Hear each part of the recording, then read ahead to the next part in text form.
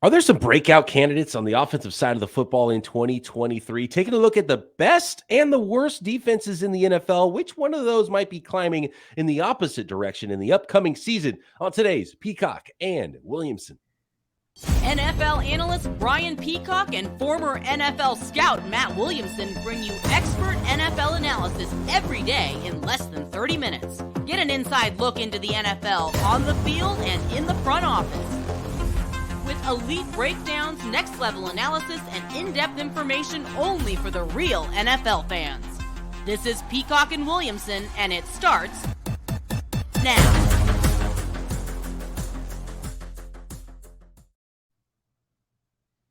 Welcome to the Peacock and Williamson NFL Show. Brian Peacock alongside Matt Williamson, as always, at BD Peacock, at Williamson NFL. Thanks, everybody, for making us your first listen on the Locked On Podcast Network, your team every day. Appreciate all of the everydayers out there. Make sure you are subscribed up so you can be an everydayer on YouTube and everywhere you get your podcasts. All right, we're looking at the offensive side of the ball. For those of you that missed yesterday's show, go back and listen to our show on the defenses that could break out or maybe even see some teams regress in 2023 on the defensive side of the ball. And we explained a little bit more about what DVOA is, but we're going by DVOA rankings here as we look at these teams and looking at the top 10 defenses in the top the bottom 10 or top 10 offenses and bottom 10 offenses on today's show. So I think it's a little bit easier to project what could happen offensively in the league because there's a few teams, Matt, that something very significant changed, whether it be offensive coordinator and most, I think, come on, let's be honest. Quarterback is the most important position in sports. And certain teams out there added Hall of Famers at that position. Yeah. Yesterday's conversation was a lot of fun. I think today's is a little more relevant for those reasons. And two nuggets is 32 teams in the league. 16 of them changed their offensive play caller. That doesn't mean they fired so there's going to be new guys in charge of calling the plays, new schemes. And to your point, yeah, it's great to add a middle linebacker or even add a Javon Hargrave, but it's a heck of a lot better to add Aaron Rodgers. You know what I mean? In terms of changing the outlook of one side of the ball. And a lot of these teams are going to have quarterback changes. So we starting with the dregs, because there's two of them that stand out that are way worse than the rest of the league. I'm not sure people realize how bad it was for these two teams. It's more fun to be optimistic. Let's talk about the bottom teams in the league to have a chance to climb and be a lot better. So I'm going to go through starting from the bottom and work my way up here. The top or the bottom third of the league, basically, the bottom 10 or so teams in the NFL per offense DVOA rankings in 2022. And it starts with the Indianapolis Colts, who had the worst offense.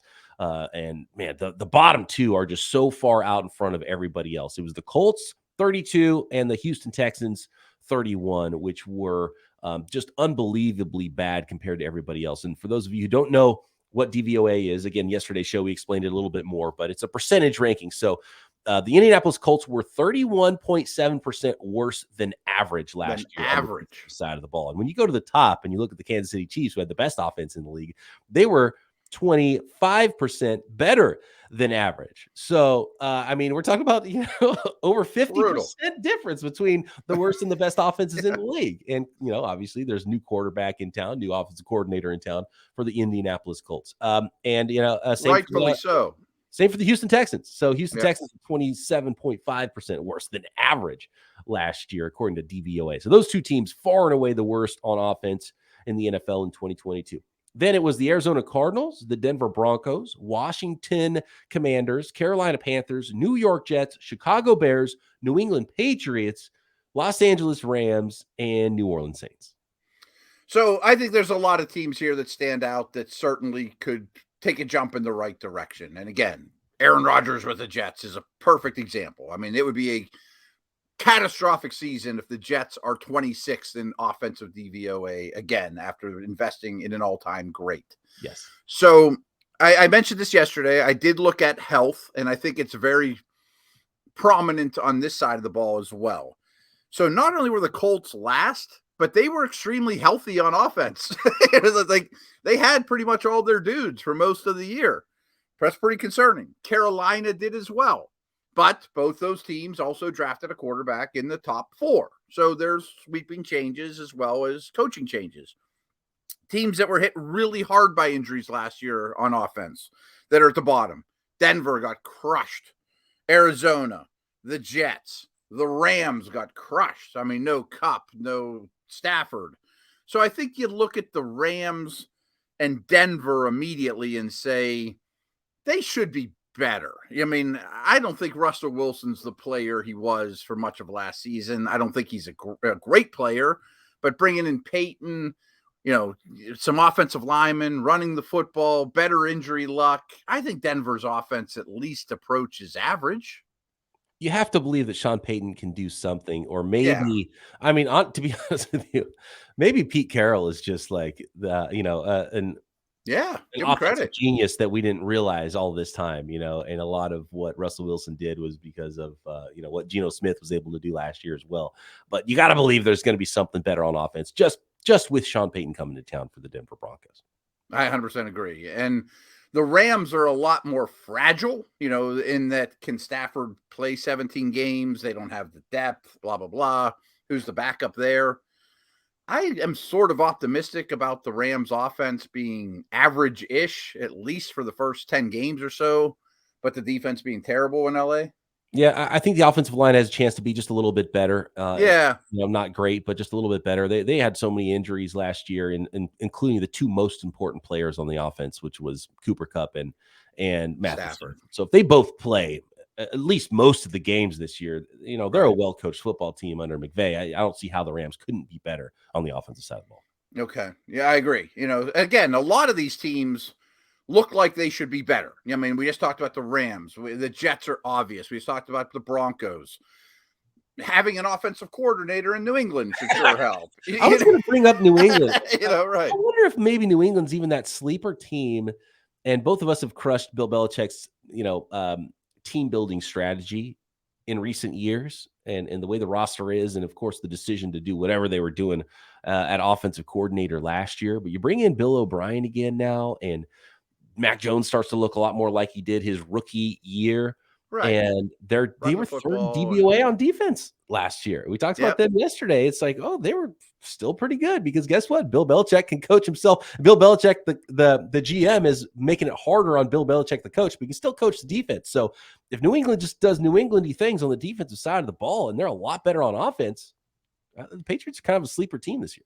I'm glad you brought that up, because, boy, we're pushing Football Outsiders hard. But I steal all my special team stats from Pro Football Focus and especially Football Outsiders. And in the Belichick era, one of the only stable things about special teams ranks in DVOA are the Ravens and Patriots are always, always, always at the top of the league. Well, last year, I think the Patriots were dead last. Like, that's not going to happen again. I mean, I know it's just special teams, but if this offense can go from 24 to 16, the defense remains top 10, and they're back to being the top of the league in special teams, like, maybe we are sleeping on New England. All right, I think there's a lot more fun teams to talk about here that could progress and be a lot better than league worst on offense in 2023 next. And then we'll take a look at some of the top teams and maybe try to poke some holes into some of the better offenses in the league, and try to decide that there's some regression happening in 2023 for some of the top offenses from last season next.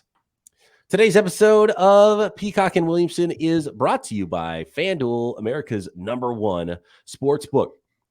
Baseball season's in full swing, and there's no better place to get in on all the action than FanDuel, because right now at America's #1 sports book, new customers get a no-sweat first bet up to $1,000. That's right. You make your first bet, and you could get up to, whatever your bet is, $1,000, up to $1,000 back in bonus bets if that first bet doesn't win. Just go to FanDuel.com/lockedon to join today. Tons of great ways to bet on Major League Baseball. Build your own parlays. I love how easy the website and the app is to use, by the way, to navigate and find all the bets available, whether it's baseball, basketball, NHL, NFL, snooker, whatever it is. Did you see, by the way, Matt? The snooker tweet? Yep. Yeah, the snooker tweet. Someone tried to explain it to me, and it still didn't help. To be honest, it didn't help. It did. They laid out like someone did something great in snooker. I'm like, that still is Greek to me. I don't know what you're another language. But if you're into it, you can bet on it at FanDuel. So don't miss out on the chance to get a no-sweat first bet up to $1,000 when you join FanDuel today. Just go to FanDuel.com/lockedon to sign up. FanDuel, official partner of Major League Baseball. Okay. There's a lot of optimism on these junky offenses. You can build an argument for all of them. Well, it's tough because the two worst, I want to focus back on them real quick. I know. The two worst in Houston and Indianapolis. The reason why it's hard to project a huge jump this year is just because new coordinator, new quarterback, and it's just hard to project a rookie quarterback to jump in and be like, oh, guess what? I'm amazing now. So like, I think they're both going in the right direction, and they might not be that far behind everybody else, but getting out of the bottom third might be a little bit difficult for both Indy and Houston, just because it's new coach, new quarterback. I think you got to lump Carolina in there too. I mean, those are all the early round quarterbacks. They're going to have their struggles. So if one of those three super highly drafted quarterbacks has a offensive rookie of the year season, maybe those teams get to average. You know what I mean? Like, they're not going to be top five, especially Houston and Indy being as awful as they were. And Carolina lost their best weapon. Like, those quarterbacks would have to have miraculous seasons to even get the average to me. I would say the other two that I'm having a tough time is the third worst offense in the league, no doubt, Arizona, and then the fifth worst offense in the league in Washington. What's the story that Arizona is league average on offense? It's hard for me to find that. I might be, if I had to pick where these teams end up next year, I might pick Arizona at 32. It depends on how much Kyler Murray plays. And then once he does play, what that offense looks like. If he only misses 4 or 5 games, then maybe they can salvage something on offense. But if he's out half the season or more, and there's no reason to rush him back this year either for Arizona. Sure. And Hopkins is gone, and they're drafting a tackle, but fine. It's going to be a rough year for the Cardinals. Where at least the rest of these bottom 5, I see the optimism. You laid out the Bears really well yesterday. We had a good Bears offense conversation.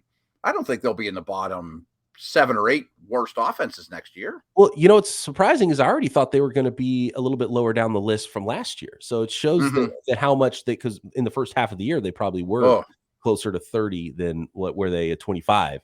As they finished the year. And I think they'll be even better. Like I said, it's kind of on brand for me. I've just got to go all in on the Bears this year because I've been talking so glowingly about him. I believe in Justin Fields. He's got too much physical ability. Adding all the talent that they have on offense, it's going to be fun. Second year in that scheme. We saw how he broke out as a runner, especially, but he got better as a passer too. Can he improve in the short game? That's really the thing that Justin Fields needs to improve on. And it should be the easiest part, right? Like, that's what's kind of maddening about Justin Fields. Like, you see him every game make an elite throw down the field and make an elite run. It's like, dude, just hit your back foot and drop it off to your tight end. That's all you got to do to finish this development, Justin Fields, And so there's so much more talent, offensive line, receiving talent.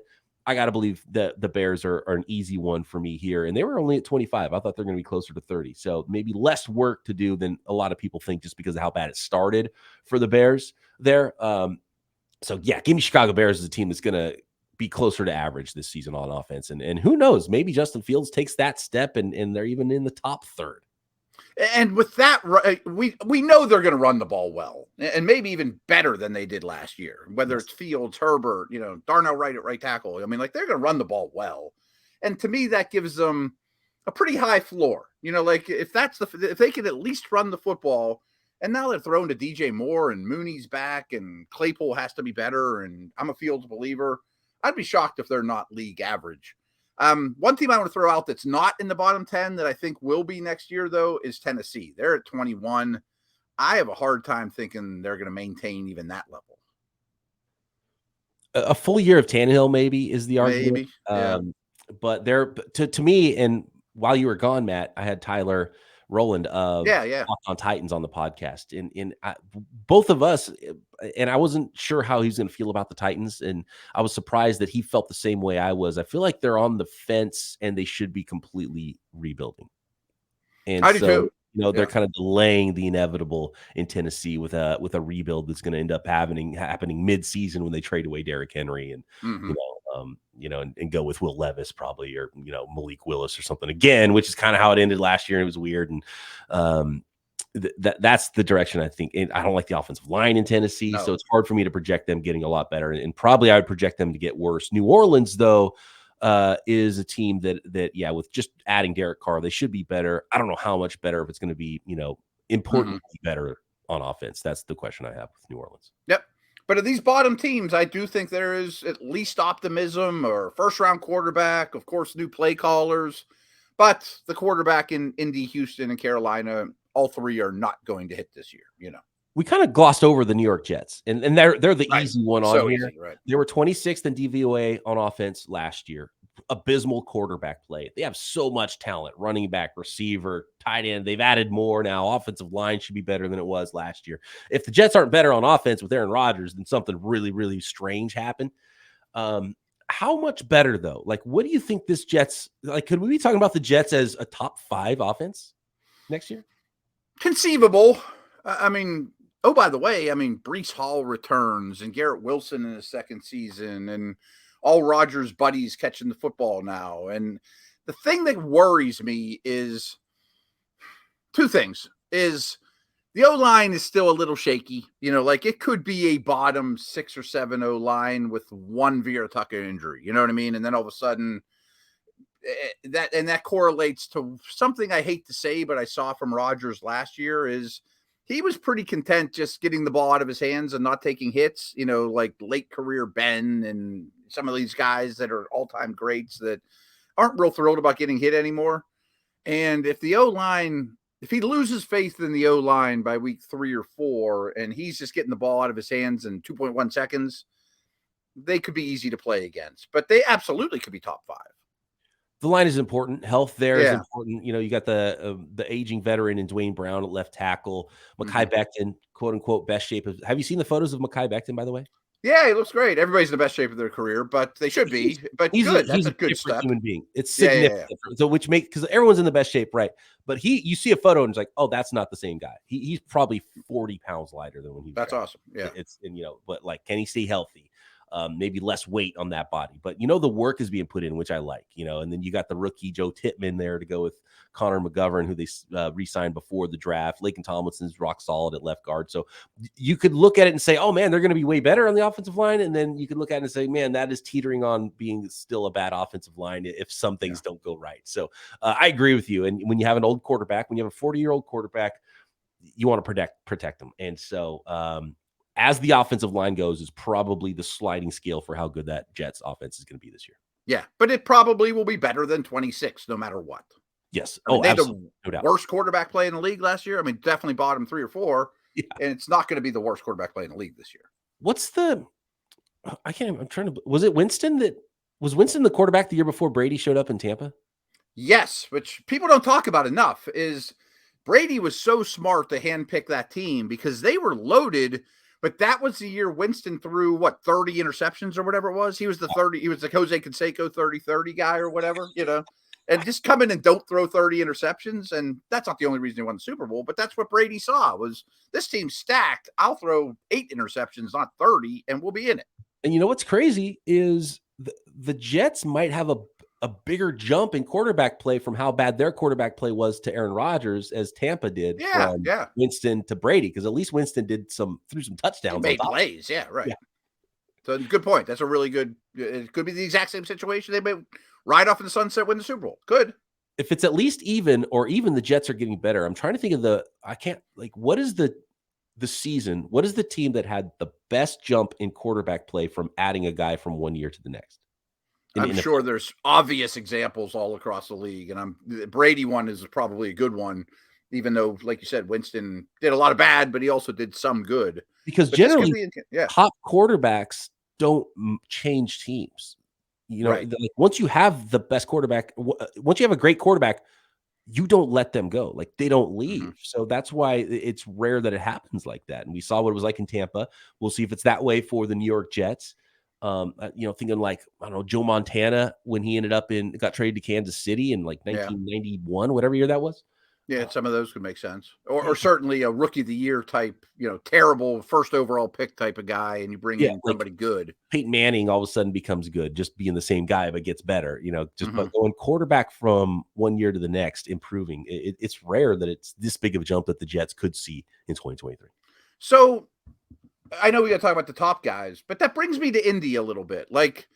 Matt Ryan was so bad. And we had to withstand the Jeff Saturday era and all the other guys that were behind center. That if Richardson can have a Fields-like rookie year, it'd just be hard to play against. He doesn't have to complete 65% of his passes. Just maybe be in the offensive rookie of the year conversation, run for 900 yards, make 2 or 3 big plays with your arm, hand the ball to Jonathan Taylor behind Quentin Nelson, hit Pittman on some slants.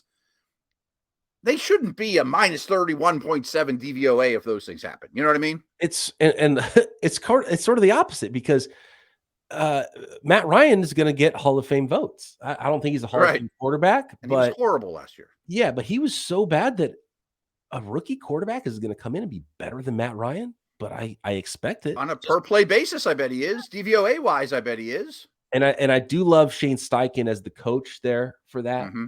And we've seen what it looked like for Justin Fields in the second half, and you kind of play that style of ball for your team. And obviously Steichen's done this, and he developed Hurts, so right.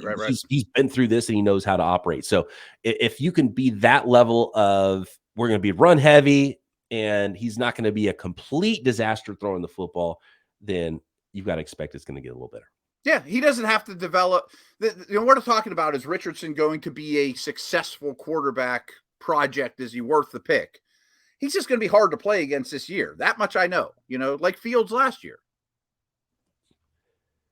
We do have to talk about the best teams, man. The offenses from 2022 that are at the top of the league, the top 10 or so, who could fall out of the top third of the league in offensive DVOA in 2023. Next.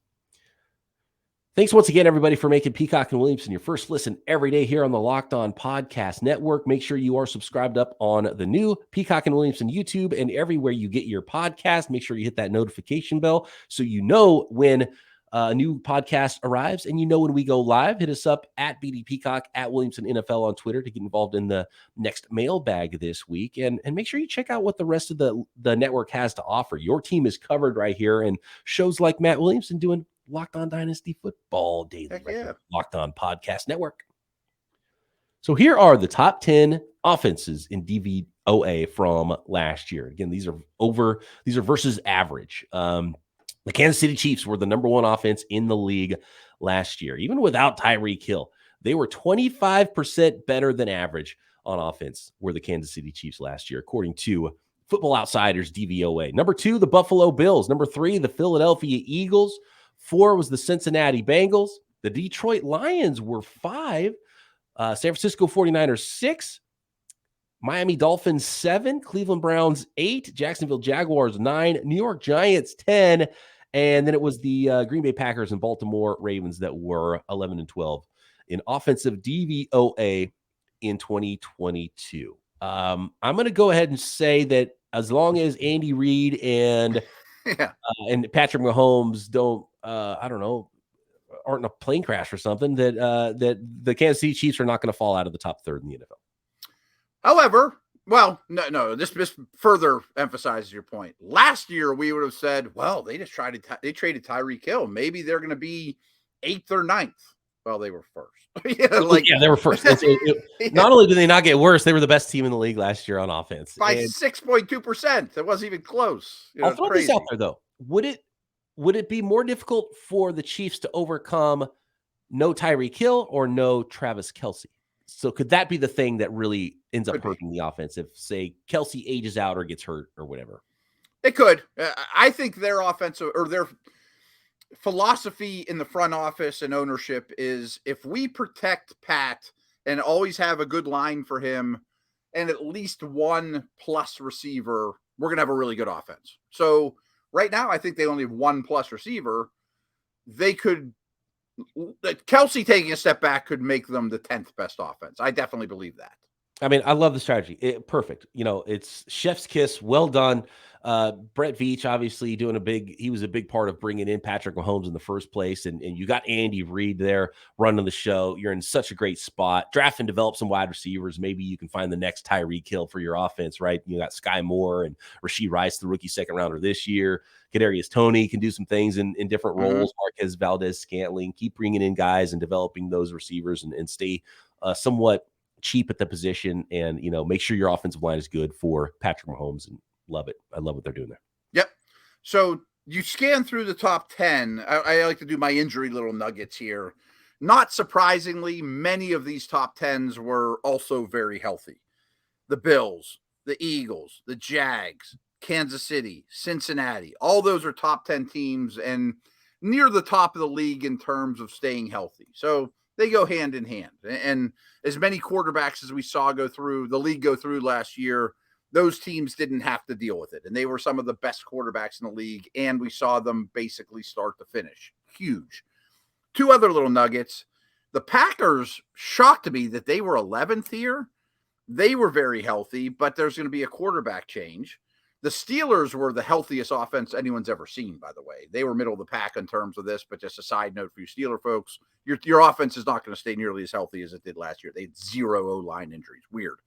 But the only team that was near the top that got hit pretty hard by injuries was the Lions. So if they can have better injury luck, although Jameson Williams is already out, could they knock on the door for number 1? That sounds a little crazy to me, but they were 5. Yeah, they were already 5. So that's already the tough 5. one, because I'd always think that they're in line for a regression. Me too.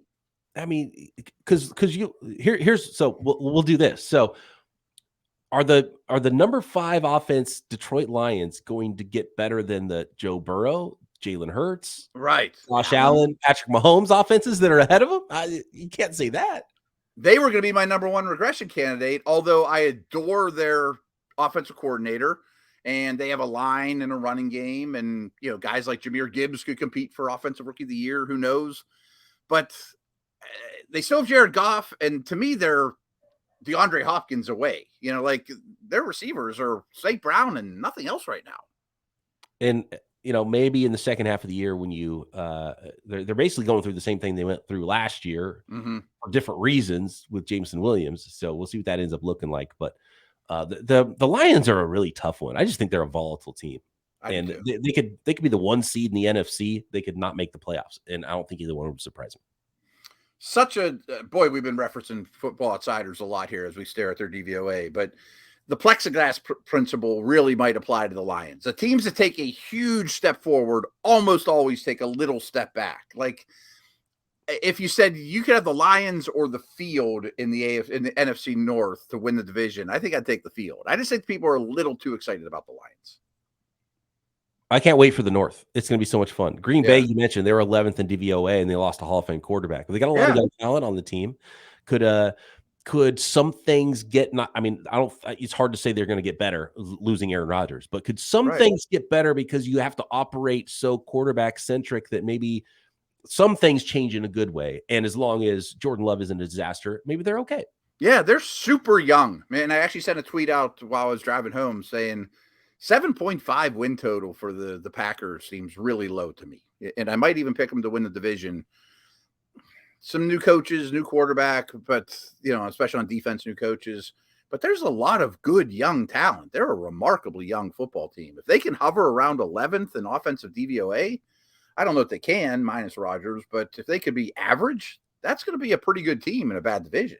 And honestly, I think their defense has a chance to be better because they underperformed last year. To 100% agree. So another name that kind of stands out to me like a sore thumb in the top 10 is the Cleveland Brownies. What if Watson's good? He was horrible. What if he's good? He doesn't even have to be all the way right. Was with the Texans because he was bad. Like he wasn't yet himself, and that's a huge one. That's almost like the Aaron Rodgers, Jets situation where just having the last good version we saw of Watson in Houston, if he's that for Cleveland, this team has 90% of that. Yeah.